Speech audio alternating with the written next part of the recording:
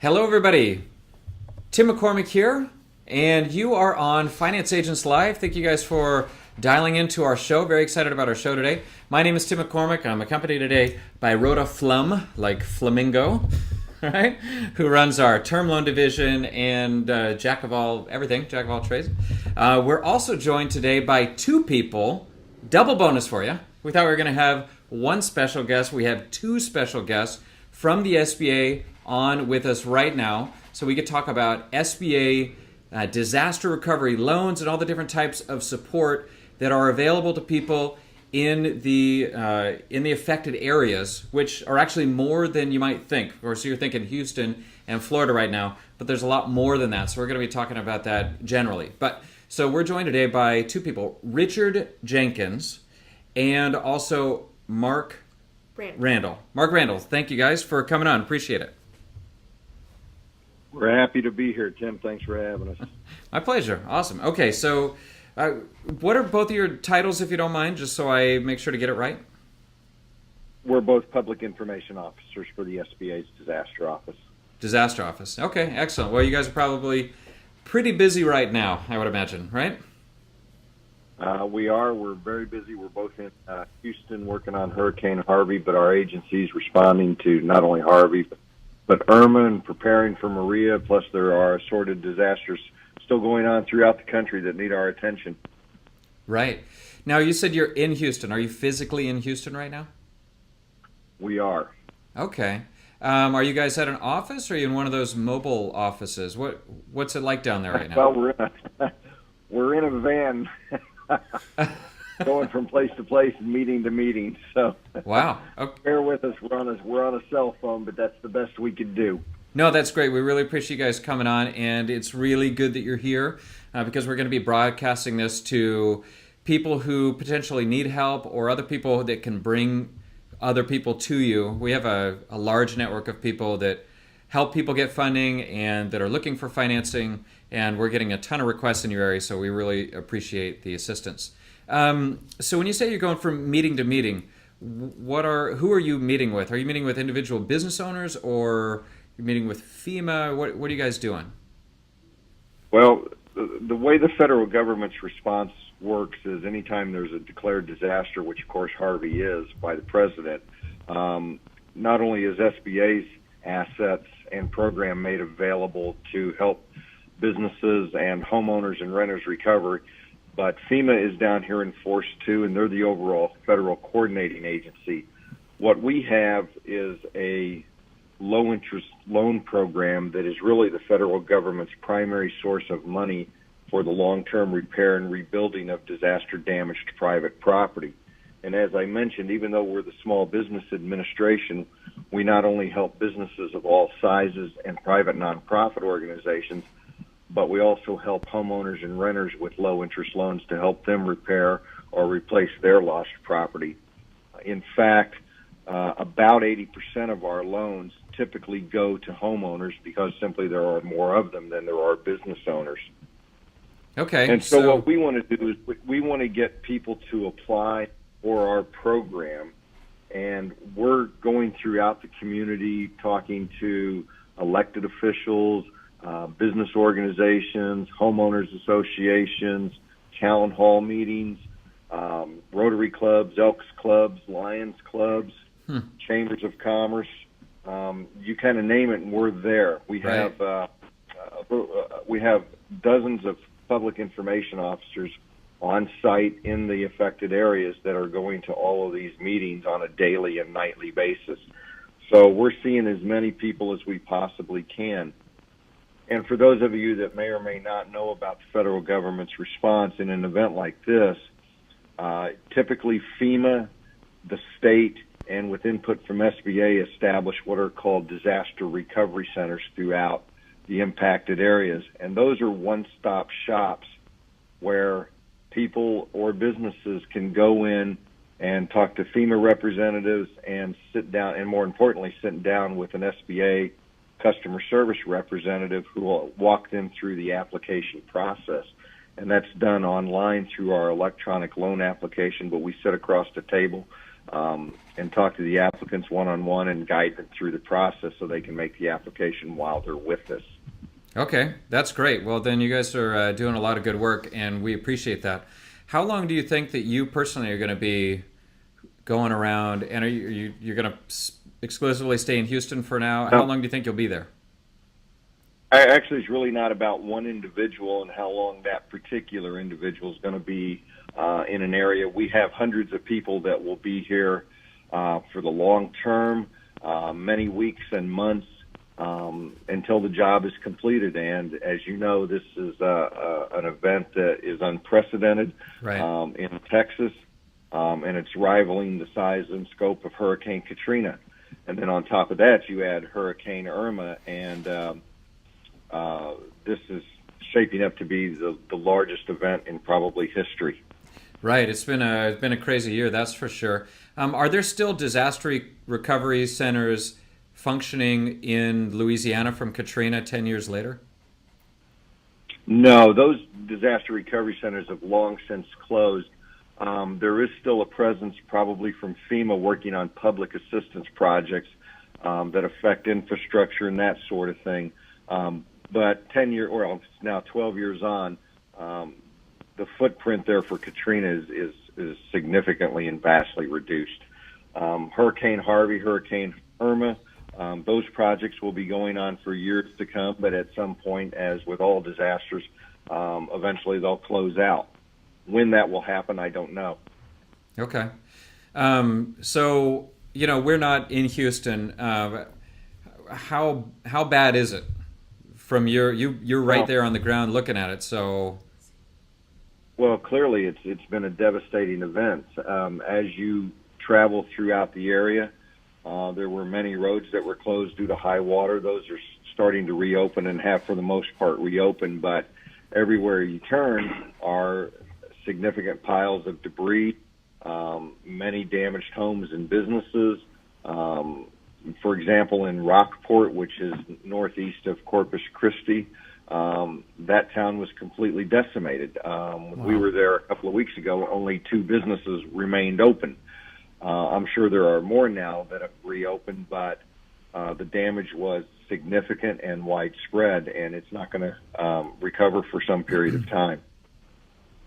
Okay, well, that's unfortunate. I'm glad that you guys are there to help. So now, most of our viewers are generally interested in business type services, which obviously is what I didn't know that that you guys had loans for private individuals until just recently when we started researching before this call.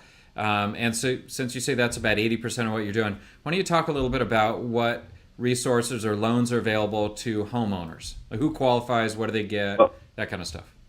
Actually, let me just kind of go walk you through the programs. And it all begins with the process of actually applying for all types of federal assistance. And whether you're a business owner or a homeowner, you should register with the Federal Emergency Management Agency by going online at disasterassistance.gov. The registration really is the key that unlocks the door to all of the federal and state programs that are available or may become available as time goes by. As far as homeowners and renters, most of the individuals that register with FEMA will be referred to SBA for a low-interest loan. And the reason I say most homeowners will, we have a mechanism to identify those that are on limited fixed incomes who probably won't qualify for an SBA loan. And remember, these are loans. They do have to be repaid. So rather than put those fixed income or lower to moderate incomes through the process of applying for an SBA loan, we can identify those people right away and give them what's called an expedited referral back to the Federal Emergency Management Agency to their other needs assistance programs, which is a grant program, and that's the program that would most likely be of assistance to them. For those that we think may qualify for a loan, then we ask that they complete their application by one of 3 ways. They can come into a disaster recovery center and apply online with the assistance of our customer service representatives, or they can do that online at home or at any place where they have an internet connection. It's a fairly intuitive application, and they would be able to do it without our assistance, although by coming in to seeing us, they can have a lot of their question answered that they may not understand or just want some clarification on. And the third way is the old-fashioned way. They can request a paper application, and we'll mail them one, and they can fill it out and return it to us. That's probably the least efficient way to do it. It'll take longer, and it's just better to do it online. Now, for all businesses that apply or registered with FEMA, they will all be referred to SBA for a low-interest loan because FEMA does not have any assistance programs for businesses. So SBA is going to be their source of money for the long-term repair and replacement of their damaged assistance. Okay. Once we get an application from a homeowner or a business, we'll conduct a loss estimate so that we know how much to process their loan for. And then it goes into what we call a three-step process. And the first step, of course, is apply for the loan. And then step two, we verify the losses, come up with a cost estimate, what it's going to take to restore that business or homeowner back to its pre-disaster condition. And at this stage, after we get an estimate of the cost that it's going to take to restore it, it's assigned to a loan officer for processing who will determine whether or not we can make a loan to that individual or to a business. Assuming we can make a loan to that person, step three is to close the loan and then disperse the loan. And we disperse disaster loans much like a construction loan. We do it in increments over a period of time to match the pace of construction. We do that for two reasons. One, it holds down the interest costs, and two, it allows us to exercise our fiduciary responsibility, make sure that the funds are used for their intended purpose. Now, the nuts and bolts, what can someone get from SBA? Well, for businesses, SBA can provide up to $2 million to repair or replace real estate, machinery and equipment, inventory, or other business assets that may have been lost in the disaster. For the program that's available only to small businesses, SBA has what's called an economic injury disaster loan, and that's a working capital loan. It provides cash money to the small business so that they can pay their ongoing obligations that the business would have paid had the disaster not occurred. And that loan is also available up to $2 million as well. And it can be made available to a business whether or not that business has suffered any property damage or not. Oftentimes you can find a business that had no damage from the storm or the hurricane, but their customers were all impacted and nobody's spending money at their business, but they still got to pay their bills, as you all well know. Right. So that loan can be made with or without property damage. The combined amount of the loan to a business cannot exceed $2 million. Well, let me, if you don't mind, I'm going to jump in with a few questions. So just to go back to the beginning, we started off with loans for homeowners. You said some people won't even qualify for that. Is there a general range where someone would know that it won't qualify? Is it based on their personal income, and does it have anything to do with their amount of debt, or is it simply personal income? No, it exactly has to do with income and debt. We are strictly cash flow lenders, whether to homeowners, to renters, to businesses, or to private nonprofit organizations. We only make a loan that someone can repay the loan through cash flow, and that's based on a determination of the applicant's financial condition the day before the disaster. So, we don't make a decision on whether or not there's enough equity to secure the loan. Somebody could own a building free and clear, but if they can't cash flow the loan, then we can't make the loan. Right. But on the same token, if someone has a building that's 95% encumbered, but they need $150,000, we'll still make the loan even though the equity won't secure the loan. We just ask that the borrower pledge whatever collateral is available to the extent that it's available to secure the loan. Okay, so how do you determine if someone is able to repay the loan? What ratios are you guys using? Let's start with just the homeowners and then move up to the different classifications of business owners. Well, we don't use any particular ratios where it's hard and fast. We look at each loan application individually and base our decision whether or not that individual, through cash flow and a history of their credit analysis, indicates that they can and will repay the loan. Do we look at starting points? Sure, but we have much more flexibility than what a private sector lender would take. For example, a bank. If the normal lending is 35% of monthly allowable fixed debt, we often exceed that, or 40% or 45%, sometimes higher than 50%. It just depends on the income and the debt of the applicant. Okay, what about credit ratings? How much does credit rating come into play?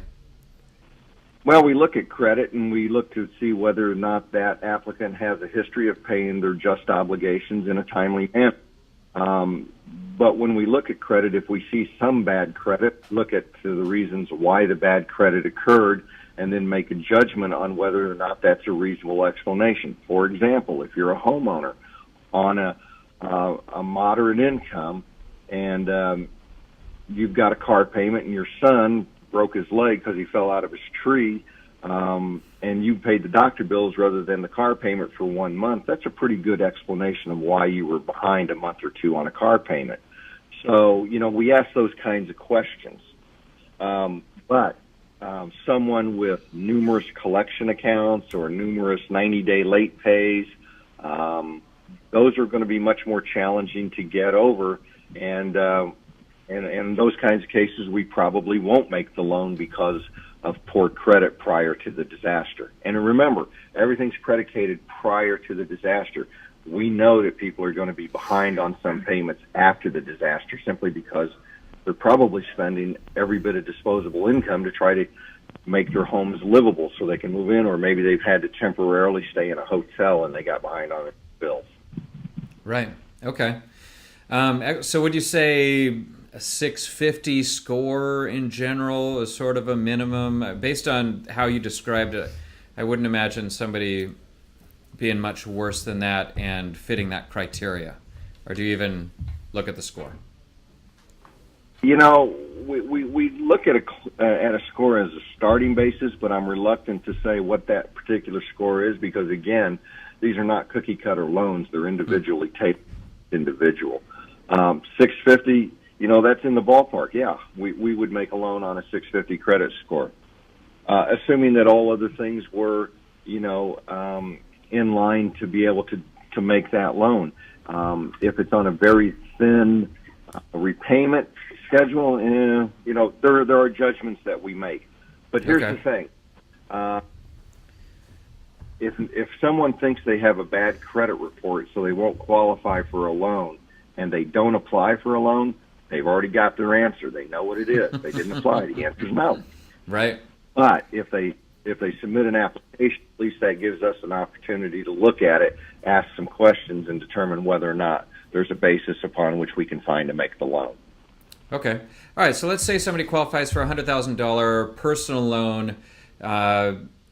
Do they need to own a home, or no? They can be renting. It's number one. It's not a personal loan.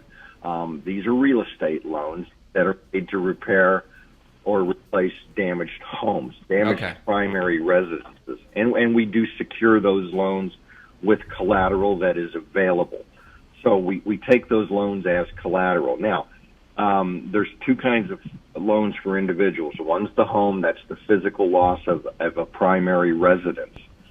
But you have renters that either rent single-family homes or rent an apartment. They, too, have lost personal property.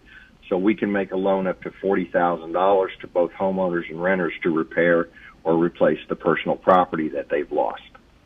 Okay, so even if they don't own the home, they can get a loan if they're a renter to replace personal property. That's correct. Okay. And then how many years is that loan, typically? Or is it a range or is it fixed?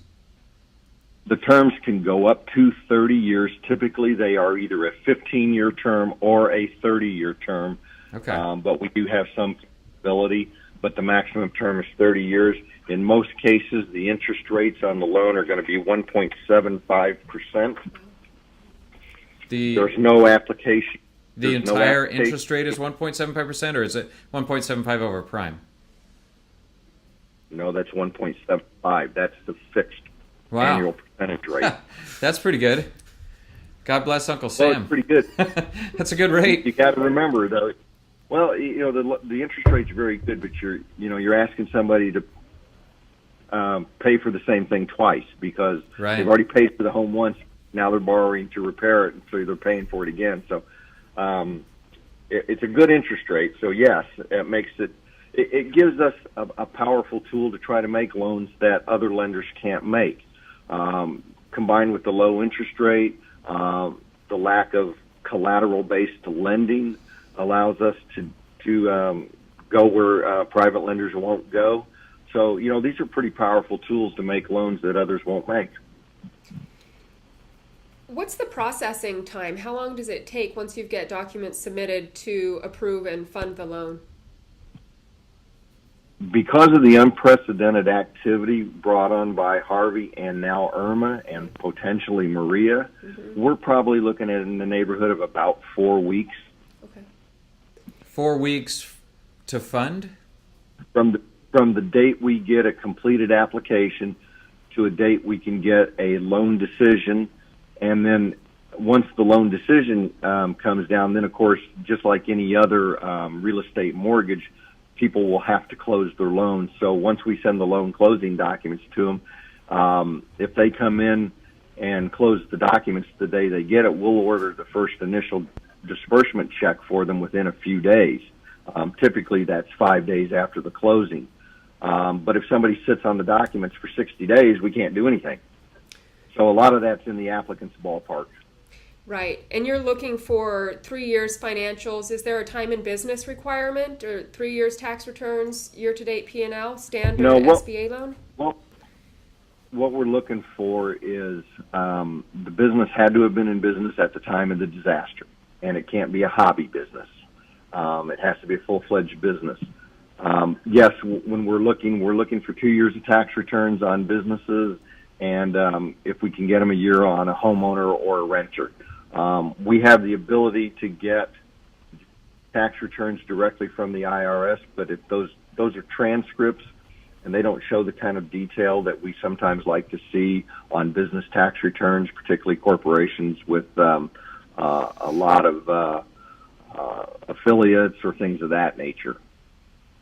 But on a business loan, we would be looking for, profit and loss statements, scheduled liabilities, monthly sales history, your basic general financial documents. Now, we understand on some, what I'd call a mom and pop, they may not be that sophisticated and have all of that. Right. But as long as we got the tax returns, we can work with them. Okay. I'm in the thick of an SBA construction loan right now, and so for when you fund those, you still need all of the regular information from the contractor, like their W-9 information check, so that you can disperse the funds directly to them. You need a full bid, and you need equipment quotes and the whole 9 yards? Yes, no, and maybe. Okay. Sometimes we'll need full construction plans from a contractor. Other times it may be the damage does not require significant contractor's plans, but we may need a contractor's estimate, for example. No, we don't get into W-9s and all of that. These are different than SBA 7A guaranteed loans. These are these are direct federal loans that require no participating bank involvement. They're funded directly out of the Treasury by the taxpayers. When we fund a construction loan, yes, we want to see a contractor's estimate, because we'll use that to kind of marry up with what we've estimated the repairs should cost. And oftentimes those numbers are pretty close, and sometimes they're spot on. Sometimes there's some differences. Other times they'll include things like code-required upgrades. that are eligible under our program. So the documentation, generally speaking, will require a contractor's estimate. Sometimes, depending on the project, it could require engineer's plans. Other times, it can just be a simple, very modest repairs that may only cost $15,000. So, the documentation won't be as stringent. You should all know, though, that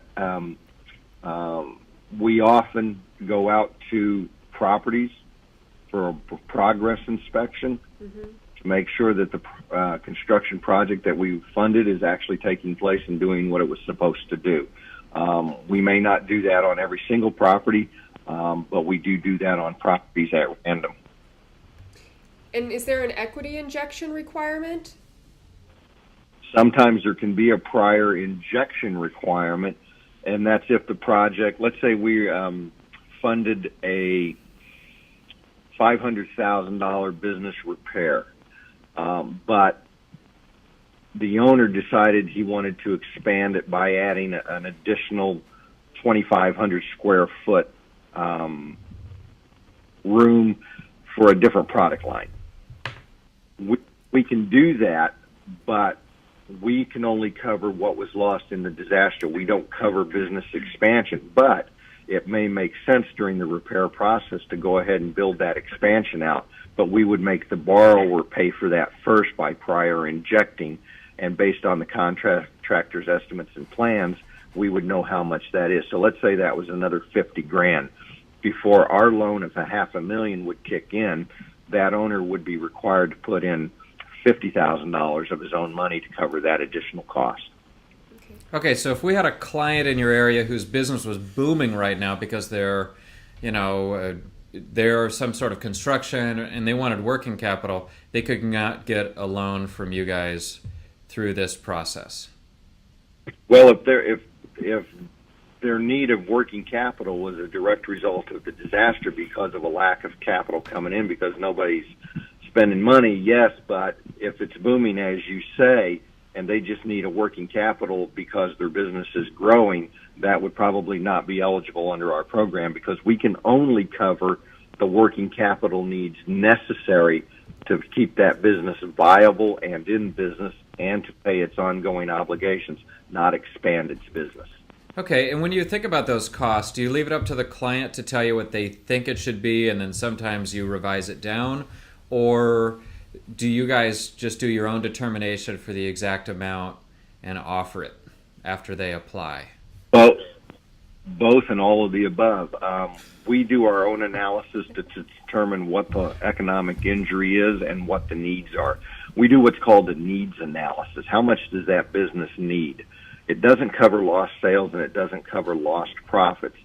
Generally, a business owner will give us an estimate. Sometimes they're right on, sometimes they're way off.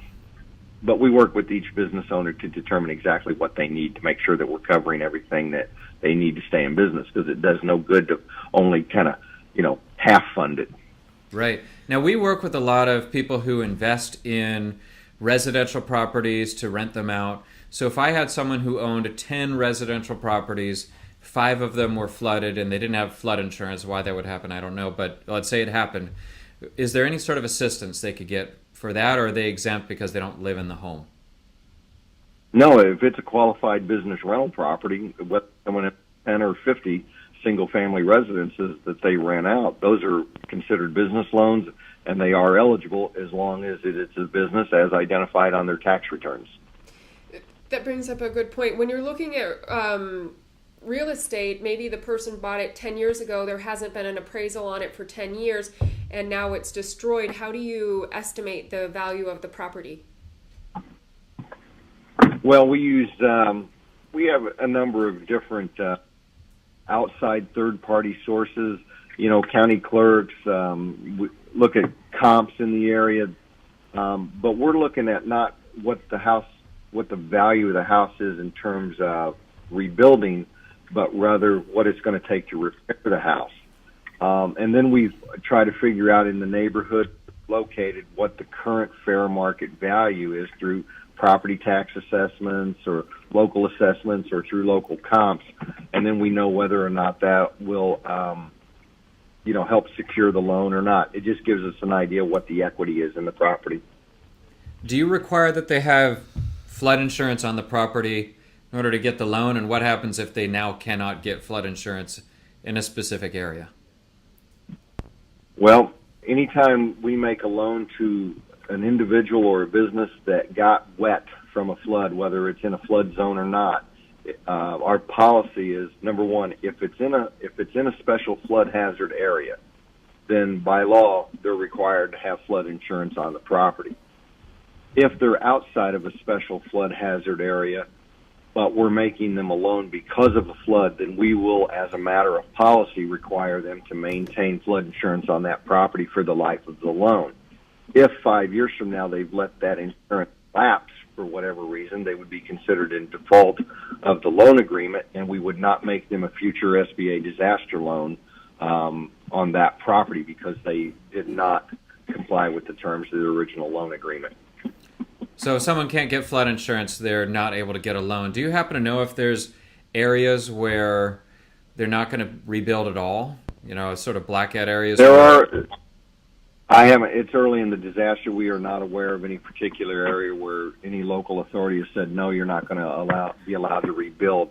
If they're not going to be allowed to rebuild, we can still help them by making them just be under the relocation aspect of the program. So we can do loans for relocation properties if a local authority says, nope, we're not issuing a permit to build, you're out of here.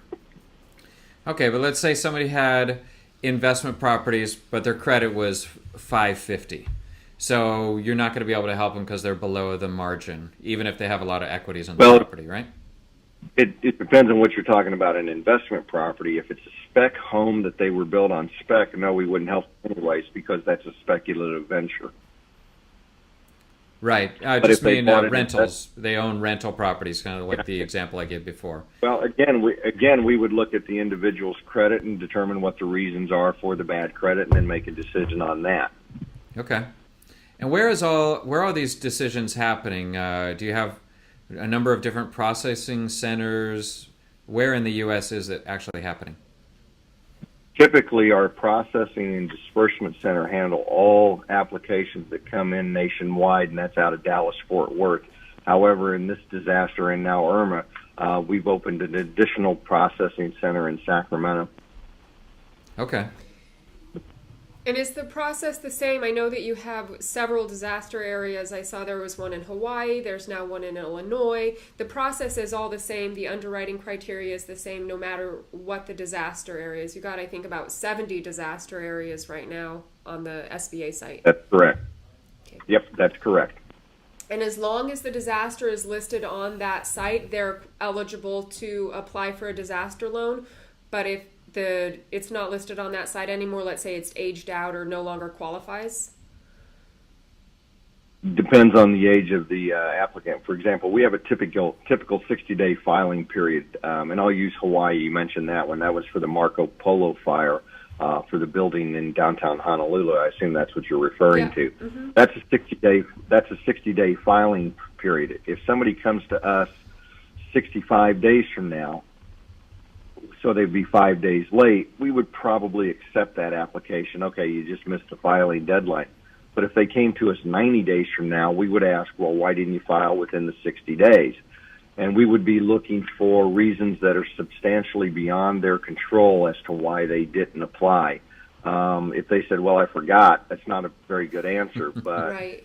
Hey, I was working out of the country for the last 3 months, and I just heard about this program being available when I got back to the States. That might be a reason why we could extend that and extend a late application to them. Right. At the risk of focusing too much on construction, I'm imagining someone who thinks they can kind of carry the cost of it. They don't want to do a loan, and then eventually the burden becomes too great, and they realize 6 months later, I really need this extra finance because I was so impacted, probably more so than I thought from the disaster.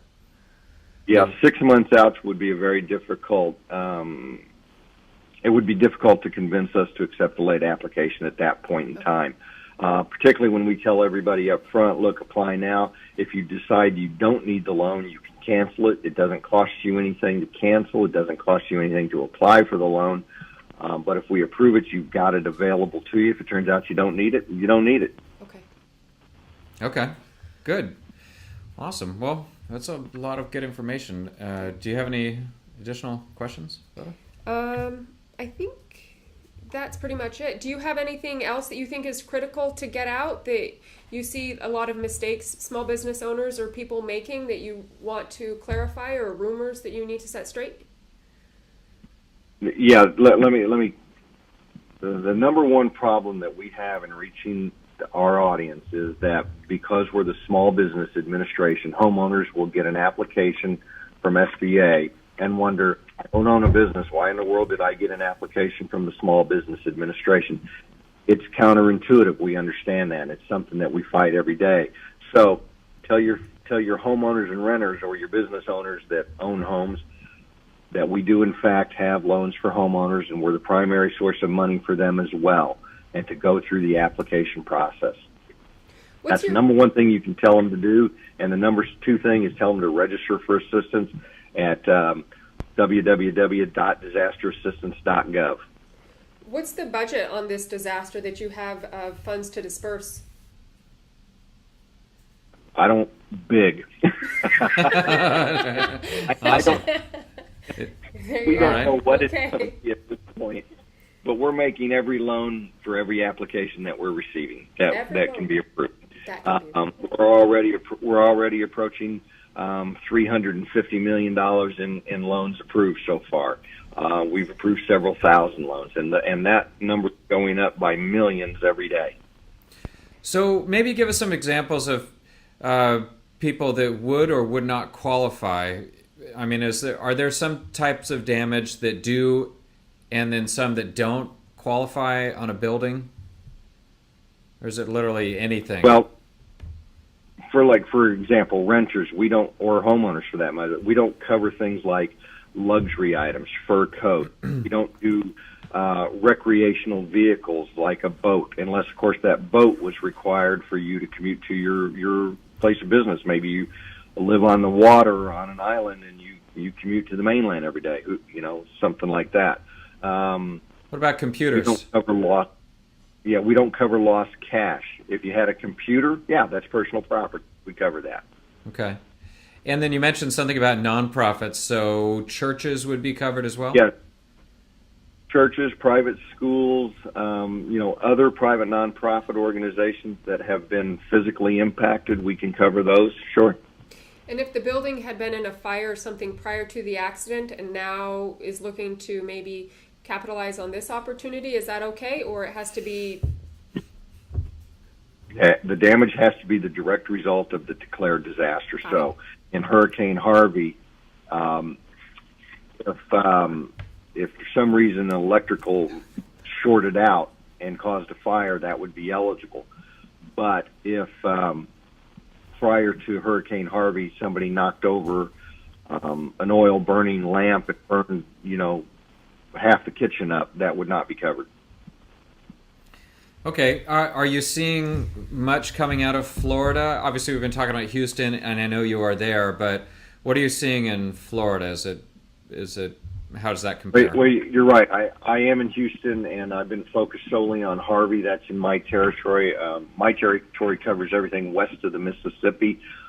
We have a mirror office in Atlanta that handles everything east of the Mississippi. But as you can imagine, we're seeing the same reports that you all are seeing. Florida took a direct hit from a Cat 5. The Florida Keys have been decimated. The Virgin Islands and Puerto Rico were heavily damaged. And now with Maria right at Puerto Rico, that's going to make that whole situation even worse. There is a lot of damage. Are these loans available in Puerto Rico and the U.S. Virgin Islands? Yeah. As well as Florida, and I believe Georgia and maybe South Carolina, but don't quote me on that.